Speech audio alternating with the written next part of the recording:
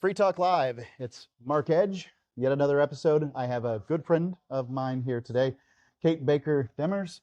Thank you for coming on Free Talk Live. Thanks for having me. And you have been working in education in New Hampshire for a long time.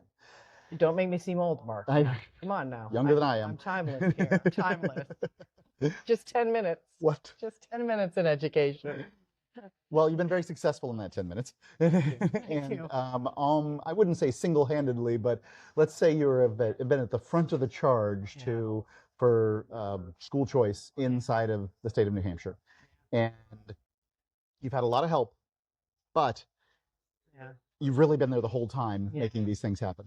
So describe how school choice has changed in New Hampshire briefly, and then we'll talk about how these things affect people on a national level. Yeah, I'll tell you how I got here. Yeah. Okay, so initially I started working on education for my own kids, right? Not finding the right fit for them and trying to figure out, what would work for them and what wouldn't work for them. Yep. So I sat as the board chair of a charter school for 3 years in Manchester, which is where I'm from, in my own town. Right. And I don't know how much your listeners know about charter schools, but entry is by lottery if the school is full. Okay. Okay, so I would sit through these lotteries watching, we had 20 seats available in this tiny, adorable little school, but 100 kids would apply, and 20 kids would get the seats, and then 80 kids would cry. Yeah. And I thought, who's helping the rest of these kids, right? These were parents that were trying to find an option for their student and had nowhere to go. I realized at that point that it was that they didn't have money to pay for it. Okay, they had these ideas and dreams for their children. They wanted a better life for them, but they didn't have the money to do that. And money is a problem you can solve. Yes, it's a problem that can be solved. At the same time, a friend was in the legislature, in the New Hampshire legislature. And again, I don't know how much your listeners know, but there are 424 New Hampshire legislators. So while it might seem impressive to someone, a legislator, in New Hampshire it's not. No. You trip over them at the grocery store. There's so many. They have their own license plate so you can know who they are. That's right. Otherwise, they get nothing. So my friend was in the legislature, and he showed me this education tax credit idea. My background is in accounting, okay? And I said to him, okay, that's good. You can pass a law, but what happens after you pass the law? There is no infrastructure for this. Like, okay, great, pass a law, nothing will happen. And he goes, you should do it, Kate. You should start the scholarship organization. I was like, you know what? I should start the scholarship organization. I said, listen, if you can get that law passed, I'll quit my job and start the scholarship organization. Well, I thought it was kind of a pig's fly scenario. Okay. It passed the House. It passed the Senate. The governor at the time vetoed it. And so I'm thinking, okay, I'm off the hook. Well, no.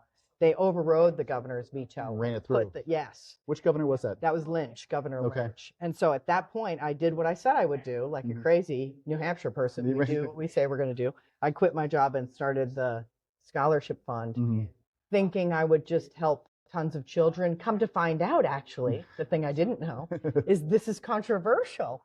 Helping children. Yes. It's terrible. Controversial. So then I spent the first 3 years, fighting battles. But in essence, that first program is a business in New Hampshire can make a donation to us and take a tax credit, which is a minus, off their taxes, their business taxes they would otherwise pay to the state, and put that towards scholarships for kids. And dollar for dollar. So it's not a write-off. It's a credit. It's a tax credit. Yeah, it's a minus against what they would otherwise pay to the state. And again, the legislature was thinking ahead. Allowing people to make private contributions and use a tax credit is a really good idea for a way to get kind of school choice starting to move. They knew that it would be less expensive education-wise, right? To use privately contributed dollars to pay for kids' education is a really smart kind of libertarian way to pay for kids. Agreed. And so I was running that program from 2013 till you remember what happened in 2021. It's hard not to remember. Yes, everything shut down.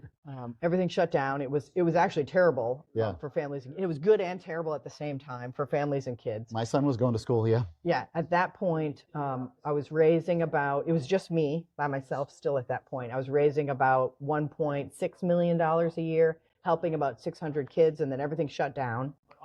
And I, like a crazy person, just kept working, of course, right? I was kind of like a caged lion in my dining room, but kept answering the phone and talking to families and trying to help them, because you remember that, the public schools were closed, but The people at Walmart still had to work. Remember, they were Sure. still there. And They were essential. yes, the cops were Teachers still somehow were working. not essential.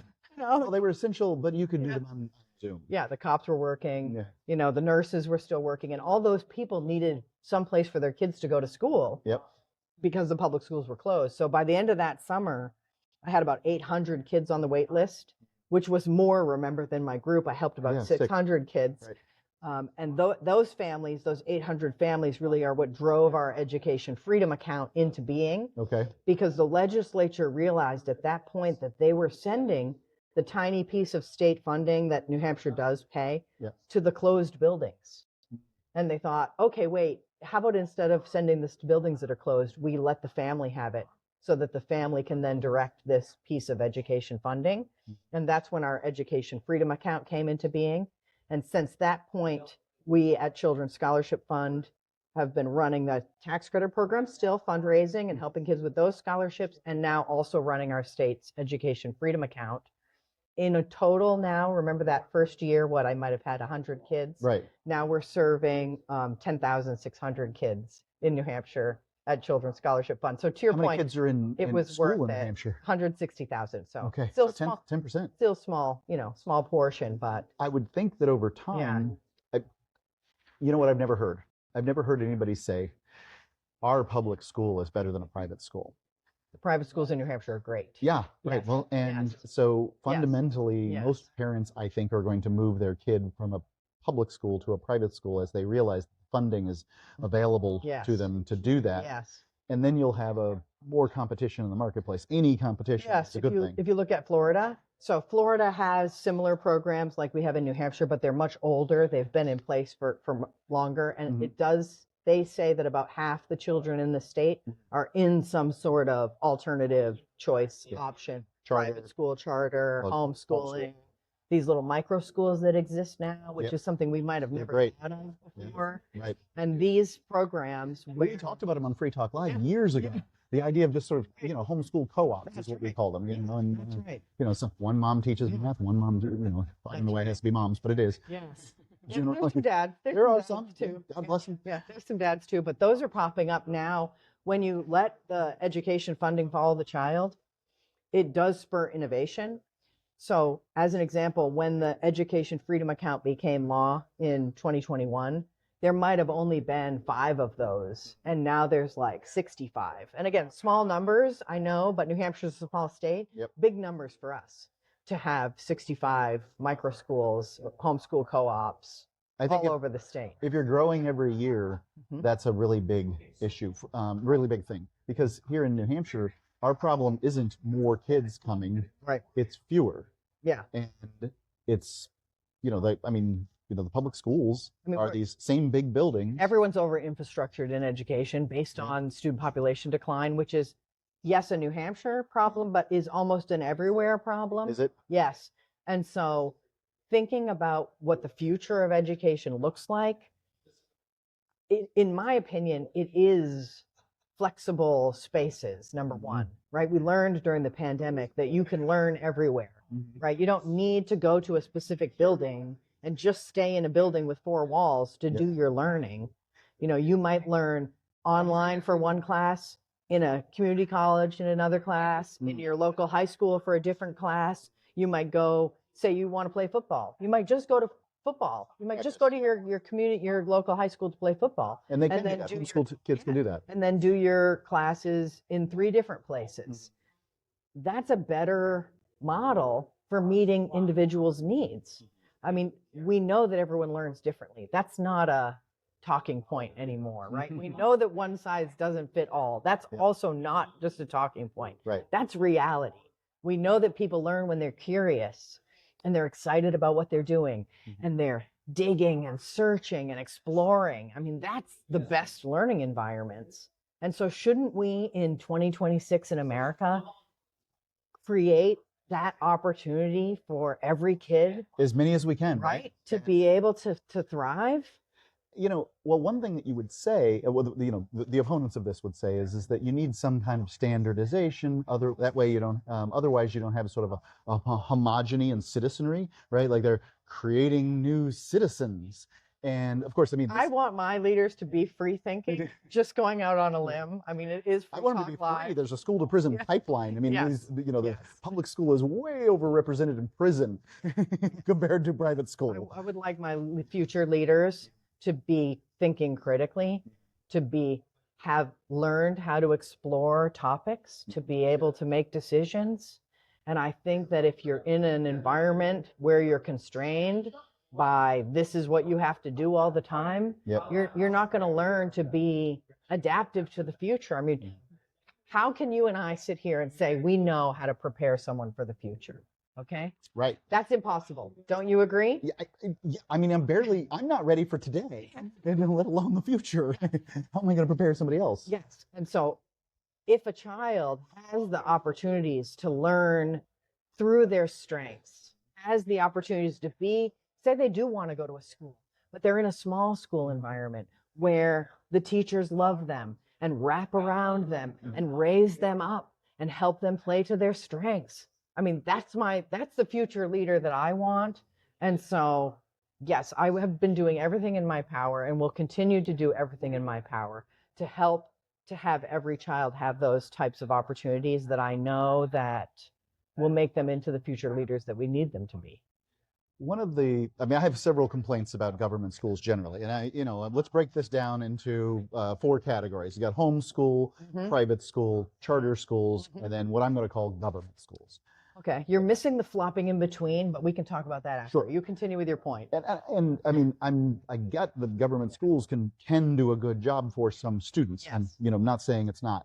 One of the complaints I have, however, is how there seems to be a culture, at least there was when I was in high school, of like bad attitude, failure, like everything, like it was like you were a nerd if you did well. It was not good. Yeah. It was bad to do well. Now, I've seen a lot of schools where doing well is good. That's how you get your social status within the school. Yeah. But none of them are run by the government. Yeah, fair. And it and I'm not trying to, but I mean, I think it has to do with the bureaucracy, right? It comes from the very top down. Is that, when you work for the government, the idea is to work as few days as possible, put in as few hours as possible, and get the biggest paycheck possible.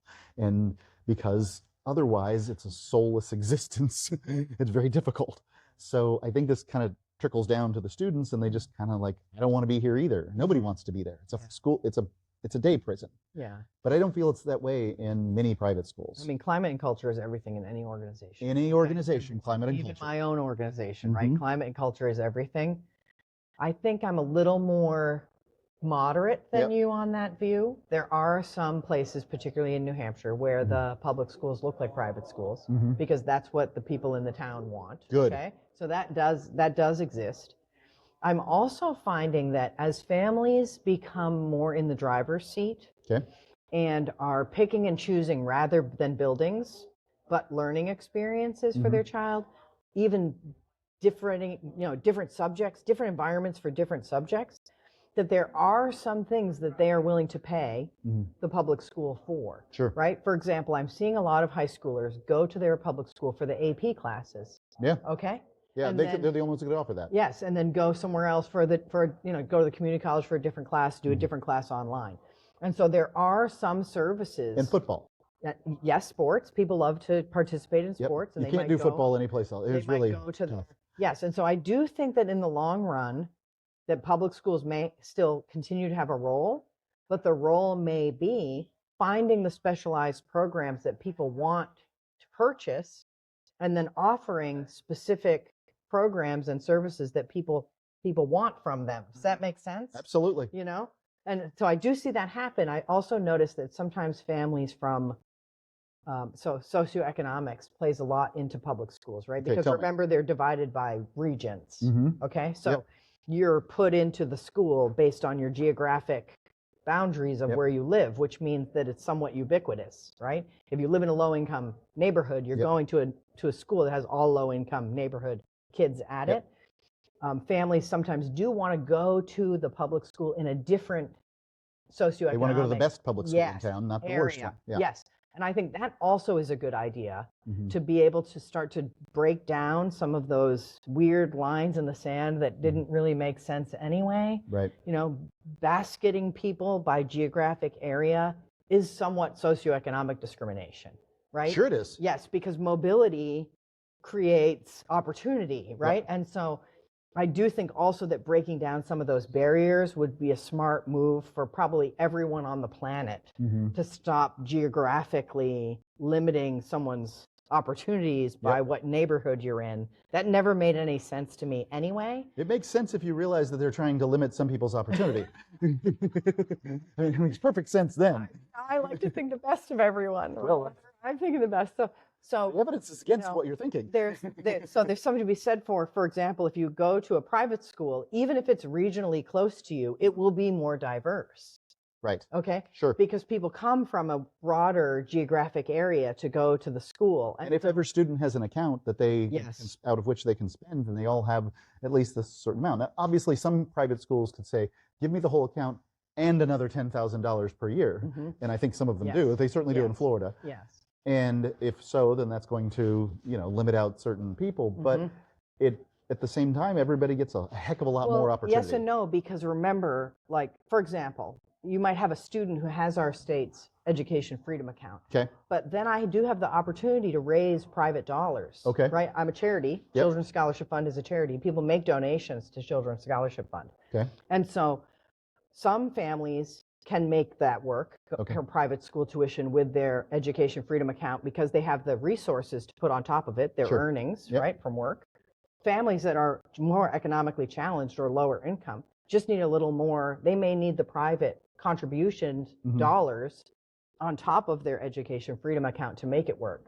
And so it doesn't have the same economic buckets, so to speak, because people want to contribute to this. I mean, people want to make donations to be able to help low and moderate income families to have those opportunities. And they do make donations. And some schools have scholarships for kids based on means-based scholarships. That's right. Yeah, so That's right. I've seen that. That's right. Indeed. That's right. So you can make it work. So it seems like there's been a lot of victories all across the United States in this particular area. There's probably some states where there've been none. But a lot of places are doing very, very well. And it's the Children's Scholarship Network that is kind of leading the charge on this. Can you explain it a little more to me? Yes, so Children's Scholarship Fund is a national organization, and I'm part of that national organization. I just happen to work in New Hampshire. That's my domain, so to speak, right? But we have partners in 25 states. The headquarters is in New York, and of course I do feel so bad for my peers in New York, because, I mean, will they ever get a school choice program? I'm not sure. Yeah, one wonders. Yes, but people can make donations to Children's Scholarship Fund. Some of the programs in states are privately funded, where it's donors making contributions, knowing that we're helping low and moderate income families with scholarships to have great opportunities. Some of the partner programs have things like we have in New Hampshire, tax credits available. Right. Some of them have the education freedom account. In some other states, they call it an education savings account. That's the policy name. But yes, it does seem like since the pandemic, the climate and culture around education has changed. At that point, everyone understood what we were doing. Okay? When we said we're helping low and moderate income families to be able to get to private school or be able to get their homeschooling materials or curriculum, be able to choose multiple schools. At that point, people were like, this is awesome. We get it. Do more of it. Yes. So nh.scholarshipfund.org is our New Hampshire website. Scholarshipfund.org is our national website. And so someone could go there to find out what's happening in all of the states that we're working in. And that looks like, from a map I'm seeing here, We're getting there. We're getting there. Yeah, we're getting there. We're getting there. Florida kind of should be on the map in so much as it runs its own thing too. But yes, yeah. Florida, actually, funny enough, was a Children's Scholarship Fund location like I am. It was CSF Tampa. CSF Tampa became what we know now as Step Up for Students, which is the largest tax credit scholarship organization and education savings account organization in Florida. And so we love doing that at Children's Scholarship Fund. We love helping, like, the little me's of the world. We love finding people in their states who are working to make a difference and helping to give them the infrastructure to be able to grow And we're going to do more and more of that in the years to come. It's really incredible work. So when it comes to public school, I think a lot of people kind of for a long time offloaded the responsibility of learning to teachers. You just go do that. And the school will take care of it, and I don't have to think about it at all. But I think during COVID, many people got to see sort of how they made the sausage, and they were horrified. I have to tell you a story about that. Yep. Okay. I, again, continued to answer my phone that summer when the schools were closed and kids were learning remotely, which was a disaster for some kids, special needs kids in particular. But I remember a mom called me, and I answered the phone because I answered the phone at Children's Scholarship Fund. Scholarship Fund, this is Kate. This mom says to me, "I need a scholarship right now," she says. And I said, "Oh, you do?" And she said, "Yes, right now." And I said, "Okay, well, I can tell you when the application opens, the whole thing." I said, "What's going on?" And she said, "I'm watching my son do remote learning. He's in 4th grade, and I just realized he can't read. Can you help me find a school that will teach my son to read?" And I was like, "Yes, ma'am, I can help you find a school that will teach your son to read." Wow. So she didn't know. Yeah. She did not know. Sure. And yes, okay, she maybe should have known, right? But they kept moving her child up in grades and promoting the child and giving the child A's and B's. Right. She didn't know. And this is one of the things that, they had when I was in high school, they had no problem giving out C's and D's. Yeah. And I don't know whether that doesn't happen now, but I kind of look at school, my son's in school, I look at school and I'm like, he's getting A's a lot more easily than I got A's. Yeah. And now I'm happy that he has the A's and all that sort of thing, but at the same time, it looks like A isn't the achievement that it was. And I suspect it's because parents are like, look, I have one kid and I'm going to concentrate on their education. I'm going to go and I'm going to argue for that A instead of the B. I'm going to, I'm going to advocate. Yeah, advocate for my kid. And I suspect there's just been a lot of advocating going on. And what's the problem? Why would a teacher or a school not just hand out the A's? Why not? Yeah. And but it has way bad negative externalities. Yes. And as a result, our educational system just doesn't teach what it used to teach. Well, and even if you do look at the test scores, some of it is very, like there's some schools in Manchester, where I'm from, our little city in New Hampshire. Manch Vegas. Yeah, Manch Vegas. Manch Vegas. Where, 10% at grade level is just that they're kind of normal, or 20% at grade level, which means 90 or 80% of the kids are not That's stunning. At grade level. And so anytime, what I find is that families come to us when something happens to them was before the pandemic. It was when something happened to them. Okay. They'd have a bullied child. They have a special needs child. Sure. They had a kid who needed outdoor ed. They had a son with autism who needed hands-on. Yep. After the pandemic, it changed. The parents of today, the parents of today are not the same parents we were pre-pandemic. The remote learning put everyone in the driver's seat, put the parents in the driver's seat, pulled back the curtain on what their children were learning, how they were learning it. They were right in front of them. I don't know, your kids probably were the same. My kids were right in front of me, and I could see what they were doing and what they were not doing during that time. Exactly and that. It was very eye-opening for parents across America who I think now are ready to be in the driver's seat, because people come to us and tell us why they're making the choices. And it's not just a tripwire now. It's not just something bad happened to my child. They need to be in a safer building. It used to be a lot of safety stuff. Now it really is, I want a better life for my child, and I know that I can help them to have a better life by making sure that each learning experience they have and each school they interact with and each person that they interact with at school is contributing in a positive way to their growth and their development. So if people want to be involved, want to find out more, what's the best way to get in contact? Great. So nh.scholarshipfund.org is our New Hampshire website. There's a big donate button there if somebody wants to contribute to help us help low and moderate income families make up this gap. Yes, that's right. The Education Freedom Account application opens mid-March, and so if somebody's exploring in New Hampshire what they need for their child, that application opens in just a couple of weeks for the fall. Our national website is just scholarshipfund.org, easiest thing to find. Children's Scholarship Fund has existed since the 90s. We've helped nationwide over 200,000 kids with scholarships to the tune of a little more than $1 billion. So again, if somebody wants to contribute to our work nationally, it's scholarshipfund.org. Perfect. Thank you, Kate. Thank you. I want to tell you real quick about Salt Lending. I've been working with them for some time now, and they're a great organization. Basically, what they do is they take your cryptocurrency and they allow you to access the value within that cryptocurrency without selling. Now, maybe you agree with me. Now is a terrible time to sell your cryptocurrency.